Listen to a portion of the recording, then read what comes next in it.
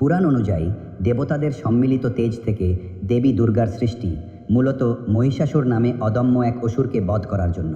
মহিষাসুর ব্রহ্মার বর পেয়ে অজেয় হয়ে ওঠে ও স্বর্গ থেকে দেবতাদের বিতাড়িত করে। ফলে দেবতা ব্রহ্মা, বিষ্ণু, মহেশ্বর সহ সমস্ত দেবতার শক্তি নিয়ে এক মহাশক্তি দুর্গার আবির্ভাব ঘটে। দেবতারা দুর্গাকে নানা অস্ত্র ও অলঙ্কার দেন এবং তিনি 10টি হাত নিয়ে সিংহের ওপরে আরোহণ করে মহিষাসুরকে বধ করেন। পুরাণে দুর্গার উল্লেখ মার্কণ্ডেয় পুরাণ, দেবী পুরাণ, ষোড়শী চণ্ডী, ভাগবত পুরাণ সহ নানা প্রাচীন হিন্দু শাস্ত্রে দুর্গার জন্ম ও মহিমা বর্ণিত হয়েছে। মহাভারতে অর্জুন কুরুক্ষেত্র যুদ্ধে জয়ের আশায় দুর্গার স্তব পাঠ করেন।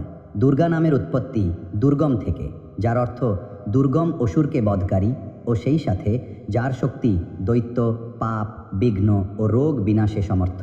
পৌরাণিক শিক্ষা ও তাৎপর্য: দেবী দুর্গা অহংকার ও অন্যায়ের বিনাশকারী এবং মুক্তি ও ন্যায়ের প্রতীক।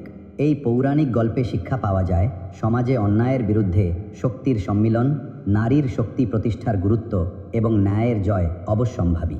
সারসংক্ষেপ: দেবী দুর্গার পৌরাণিক উৎস মূলত মহিষাসুর বধ কাহিনীর মধ্যে নিহিত। সৃষ্টির আদি থেকেই তিনি জগৎপালিকা, শক্তির সর্বোচ্চ রূপ ও সকল বাধা বিপত্তির জয়ী এক অসামান্য নারীমূর্তি।